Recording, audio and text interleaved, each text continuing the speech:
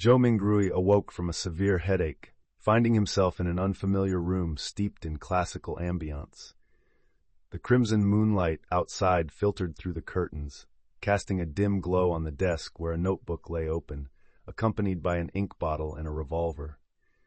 The scene was both enigmatic and eerie, making him question whether he had traveled through time.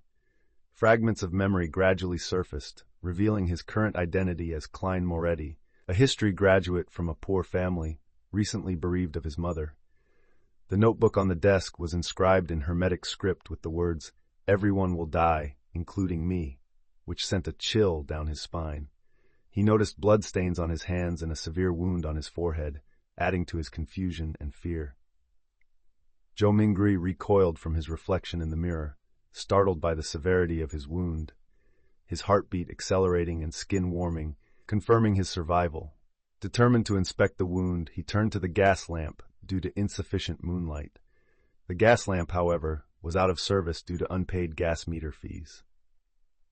After inserting copper pennies, the lamp lit up, illuminating the room. Upon re-examining his wound, he found it healing, attributing the effect to his time travel. Zhou Mingrui cleaned the bloodstains and discovered more blood and bullet casings in the room, surmising that Klein might have attempted suicide. After tidying up, he pondered the reason for his travel, recalling a ritual he had performed and deciding to try it again to return. Searching through Klein's fragmented memories, he found them like shattered glass, missing crucial information such as the origin of the gun and the prophecy in the notebook. He decided to attend an interview at the University of Tingjin's history department while remembering his family situation. The support from his siblings, Melissa and Benson, warmed him. Melissa's passion for mechanics and Benson's work stress also weighed heavily on him. After Melissa woke up, Zhou Mingrui hastily hid the revolver to avoid alarming her. Melissa displayed her mechanical talent by fixing their father's pocket watch, while Zhou Mingrui appeared clumsy. Melissa reminded him to buy food, emphasizing not to buy too much as Benson might not return until Sunday. After Melissa left, Zhou Mingrui pondered how to handle the upcoming interview and family responsibilities. Hearing the church bells, he got up to prepare materials for the ritual. Dressed in formal attire, he jokingly changed into casual clothes, retrieved savings from under the mattress, and marveled at the allure of money. He pocketed 2 one-shilling notes and the revolver, ensuring safety before heading out. In the market, Zhou Mingrui navigated through bustling street vendors, feeling the hardships and joys of life. He stopped at Sly Bread House, conversing with Mrs. Wendy and purchasing rye bread. Mrs. Wendy expressed high hopes for Klein's future, while Zhou Mingrui felt apprehensive. At the municipal square, Zhou Mingrui was drawn to a tarot tent, finding the tarot divination similar to that on Earth, and decided to try it for free. This moment filled him with curiosity about the unknown and a desire to explore the future. Entering a low tent, he received a free tarot reading from a woman claiming to be a diviner. The tent was dimly lit, the woman lighting candles, creating a mysterious atmosphere. After shuffling the cards, the diviner asked him to clarify the divination content and shuffle again. The diviner flipped the card representing now, showing the Fool, which Zhou Mingrui interpreted for himself. At that moment, another woman burst in, revealing the diviner to be a circus performer. Zhou Mingrui left the tent, bought groceries, and returned home to prepare for the ritual. He translated the incantation, arranged the rye bread, recited the spell, entering a bizarre state and hearing incomprehensible murmurs. Subsequently, he found himself floating in a sea of gray mist, attempting to touch a star, triggering a deep red eruption. Simultaneously, Audrey Hall and Alvin Wilson were also drawn into the same gray mist space by mysterious phenomena, meeting each other in confusion and fear. Zhou Mingrui was pulled into the gray mist world, facing the sudden arrival of 2 visitors. After Nenjingfensi, he decided to maintain a mysterious image and take the initiative to guide the situation. Responding to the visitors' greetings in a calm tone, he referred to the whole affair as an experiment. Audrey and Alvin were shocked and curious about the sudden change. Audrey asked if they could leave, while Alvin remained silent, observing. Zhou Mingrui felt a subtle connection with the visitors, realizing he could control their departure and stay. Audrey expressed great interest in becoming an extraordinary person, inquiring about the process. Alvin provided information on extraordinary individuals, pointing out that joining a church or seeking ancient families were paths. Audrey, unwilling to lose her freedom, Alvin revealed he had 2 Sequence 9 potion formulas. Alvin detailed the effects of the Sailor and Audience potions, with Audrey showing strong interest in Audience and asking how to obtain the formula. Alvin proposed exchanging for ghost shark blood and requested Joe Mingrui to witness the transaction. Ultimately, Audrey and Alvin requested Joe Mingrui to bestow a title, with Joe Mingrui referring to himself as the Fool, ending this mysterious exchange. "You may call me the Fool," Joe Mingrui's voice echoed in the temple, stirring Audrey and Alvin's hearts. Audrey requested the Fool to witness the transaction, Joe Mingrui responding with a trivial matter, and Alvin also expressed respect. Alvin instructed Audrey to send the ghost shark blood to a designated bar, while Audrey chose to directly inform the formula during the gathering. Audrey proposed regular gatherings, Alvin agreeing, believing such gatherings could bring multiple benefits. Joe Mingrui weighed the options and agreed, proposing the principle of equal exchange and setting the gathering time for 3 p.m. every Monday. Audrey suggested taking tarot card titles for herself and Alvin, choosing Justice and Hanged Man, forming the Tarot Society. Audrey inquired about the divination function of tarot cards, Alvin explaining their symbolic meanings. Audrey mentioned another set of cards from Emperor Roselle, Alvin revealing their connection to the divine pathway. Joe Mingrui felt a headache and decided to end the gathering. After the gathering, Joe Mingrui pondered the mysteries of the supernatural world in the real world, deciding to delve deeper into the study of the occult before attempting the ritual again. He accepted his identity as Klein and looked forward to the next gathering. In the midst of a storm, Alvin Wilson discovered the shattering of an ancient artifact on his 3-masted ship, a snowflake merging into his palm. After pondering, he headed to the cabin, encountering a yellow-haired man, exchanging greetings before entering the captain's cabin. Inside, Alvin confronted a middle-aged man wearing a skull cap, ultimately subduing and throwing him out with lightning speed. Subsequently, he discussed the discovery of a ghost ship with the yellow-haired man, despite the captain's escape, the storm likely ending his life. In Belknap, Audrey Hall experienced a bizarre encounter, with an ancient bronze mirror shattering, a deep red tattoo appearing on her hand before disappearing. She interacted with her maid Annie at home, eventually choosing a new dress. In Port Plys, Audrey and her father, Earl Hall, visited the Royal Navy base, awed by the grandeur of the ironclad ship. The royal family arrived by airship, with Prime Minister Agusid Naijan introducing the ship's power, King George III naming it Please. The ironclad's test firing stunned the crowd, the Prime Minister asserting that pirates could not build such ships, declaring the era of giant ships and cannons. Klein, or Joe Mingrui, after resting, found 4 black dots on his hand, forming a small square, gradually disappearing but still hidden within. He speculated this might be related to the mysterious ritual, feeling fear but also a drive to explore. In Hunger and Fatigue, he decided to address his hunger first, cooking potatoes to restore his strength before contemplating the future. He decided to face the supernatural realm, planning to gain more knowledge through gatherings, while investigating the original owner's suicide. By reading the original owner's notes, he discovered the owner's interest in the history of the Fourth Era, particularly the Antigonus family and the Black Emperor, possibly related to the owner's death. Klein decided to confront these mysteries, despite feeling fear, knowing avoidance was not the solution. A sudden knock interrupted his thoughts, adding to the tense atmosphere. While pondering the original owner's suicide, Klein suddenly heard a knock, quickly retrieving the revolver and inquiring about the visitor. Outside was police officer Beachy Montbatten, Klein hiding the gun before opening the door. Among the 4 police officers, 3 had higher ranks than Montbatten, with the middle-aged officer in charge asking if Klein knew Welch McGovern. Klein admitted knowing him and revealed they had recently studied Fourth Era literature together. The officer informed Welch and Naya had committed suicide, shocking Klein. The officer asked when Klein last saw Welch, Klein answering, and a young officer discovered and perused Klein's notes, the phrase, "Everyone will die, including me," drawing attention. Klein feigned amnesia, the officers half believing, deciding to seek expert help to restore Klein's memory. Before leaving, the officers warned Klein not to leave Tingen, Klein agreeing. Finally, an officer hinted that Klein's survival was lucky, as similar cases usually resulted in all parties dying. Klein, hearing the officer's ominous description, decided to test if the police would truly protect him.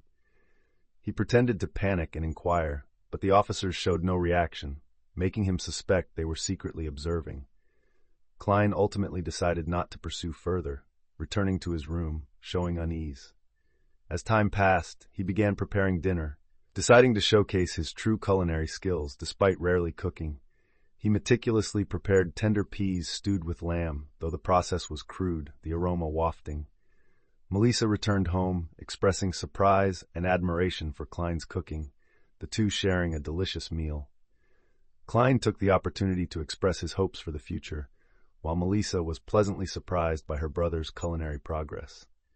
Klein, anxious on the eve of the interview due to the original owner's memory loss and involvement in eerie events, was startled one morning by a knock from Officer Dunn Smith, who brought evidence of Klein's visit on the day of Mr. Welch's death. Though not panicked, Klein felt confused due to memory loss. Dunn requested Klein's cooperation in the investigation, Klein attempting to clear his suspicions by confessing partial truths. However, Dunn insisted Klein needed expert confirmation. In a flurry, Klein tried to escape, ultimately realizing it was just a nightmare. Awakening, he decided to go to the public washroom, only to see Dunn's figure at the end of the corridor, blurring the line between dream and reality. In the dream, Klein encountered Dunn Smith, a self-proclaimed night watcher from the Church of the Goddess of Night. Dunn explained he merely entered Klein's dream to guide, not manipulate. Klein found the lucidity in the dream eerie, suspecting Dunn only saw what he wanted to show. Dunn confirmed Klein had lost part of his memory due to the incident and planned to take him to an expert for further confirmation. Klein worried the expert might uncover his secrets, but Dunn explained it was to help restore his memory. Dunn mentioned Klein was the only lead related to the whereabouts of the Antigonus family notebook.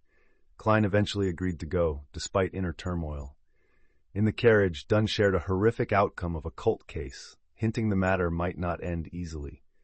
Upon reaching Welch's residence, Dunn introduced the expert as a genuine medium. Klein followed Dunn to Welch's residence, feeling watched by countless eyes. Dunn calmed Klein, entering the house. In the dimly lit living room, the medium, Dahlia, informed them Welch and Naya's souls had vanished. Dunn requested Dahlia attempt to extract information from Klein. Dahlia used special potions and rituals trying to guide Klein's memories, but Klein successfully disguised himself, not revealing secrets. Dahlia finally announced no traces were found. Dunn and Dahlia discussed the incident, confirming Welch and Naya's suicides with no evil spirits involved. Dunn told Klein he could go home, but needed to keep it confidential, hinting Klein might have a chance to become an extraordinary person, despite high risks. Hearing Dunn's remarks on the dangers of extraordinary individuals, Klein was shocked, inquiring about the reasons. Dunn explained the perils of extraordinary individuals and invited Klein to join their clerical team to understand the truth. Klein questioned the rigorous selection for clerical staff. Dunn, pointing out Klein's unique experience and historical background, made him an ideal candidate. Dunn also mentioned the church's strict secrecy due to human folly, potentially causing greater chaos. Klein inquired about salary and benefits, Dunn detailing the answers and informing Klein how to contact them. Klein ultimately decided to consider, Dunn giving him time and emphasizing the importance of confidentiality. In the quiet of the night, Klein returned to his apartment, finding Melissa waiting. He skillfully explained his late-night outing, Melissa sharing a homemade mechanical turtle to ease his stress. Their conversation was light and warm. Klein then pondered the pros and cons of joining the Night Watchers, ultimately deciding to accept Dunn's invitation. He tidied up, taking a public carriage to the bar on Beck Street, searching for Mr. Wright. In the bar, he unexpectedly found a peculiar gambling activity. a dog catching a rat competition. Klein eventually found right and, following Dunn's instructions, learned about the existence of Blackthorn Security Company, which was actually a new form of the Night Watchers. He decided to go to Zotter Street to continue his new journey. Klein arrived at Blackthorn Security Company, finding it a disguise for the Night Watcher squad. He knocked, but received no answer, pushing the door open to see a drowsy girl with brown hair, Rose. After introducing himself, Rose led him to meet Captain Dunn Smith. Along the way, Rose introduced the company's structure and amusing anecdotes about colleague Leonard. They passed through an underground passage, past the Church of St. Selena, finally reaching the Charnas Gate. Dunn waited inside, asking if Klein was sure about joining. Klein signed the confidentiality agreement, officially becoming a Night Watcher. Dunn explained the company's dual identity and duties, mentioning they also took on ordinary security tasks. Finally, Klein inquired about the issue of extraordinary individuals losing control. Dunn and Klein discussed creation myths, Dunn mentioning the various parts of the Creator evolving into different races, including humans. Klein was surprised by the detail of the myths and questioned why the goddess of night was not directly born from the Creator's spirit. Dunn explained the connection between the goddess of night and the red moon, implying her status was no less than other deities.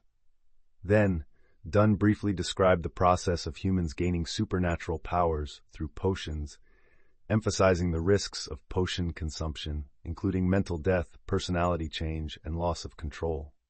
He also mentioned the key role of the desecration slate in the formation of the potion system. Finally, Dunn quoted Archbishop Charnas, emphasizing the dual identity of the Night Watchers, both guardians and pitiful beings fighting against danger and madness. In a sealed stone room, Dunn described the dangers and costs of extraordinary individuals to Klein, shattering his fantasies about extraordinary individuals, but also strengthening his resolve to face danger. Dunn explained the limitations of low-sequence extraordinary individuals and warned Klein to be cautious in choosing to become one. Klein jokingly stated he didn't know when he would have the chance to become an extraordinary individual, but he was prepared and wouldn't easily back down. Dunn then introduced the clerical work of the Night Watcher squad and assigned Klein specific tasks to find the missing Antigonus family diary, which might offer him the opportunity to become an extraordinary individual. Dunn also introduced the Charnas Gate and its sealed artifacts, items of high danger and secrecy levels. He specifically mentioned the 008 sealed artifact, a feather pen that didn't require ink, with detailed information strictly confidential. Finally, Dunn instructed Klein to go to the armory to find Old Neil, starting to read literature in preparation for becoming an extraordinary individual. Klein slightly bowed, removed his hat, imagining the mysterious sealed artifact 008. As he turned to leave, Dunn suddenly called him back, reminding him to advance 4 weeks' salary, totaling £12. Though uneasy, Dunn insisted, pointing out he needed to improve living conditions and buy formal attire. Klein accepted the advice, Dunn arranging for Rose to take him to finance. On the way, Dunn called him back again, reminding him to collect 10 demon-hunting bullets and arrange for him to practice shooting. Klein gratefully took the signed note from Dunn, finally successfully advancing his salary at Mrs. Aliana's. Klein then visited Old Neil, finding him studying the mysterious diary of Emperor Roselle, written in simplified Chinese characters.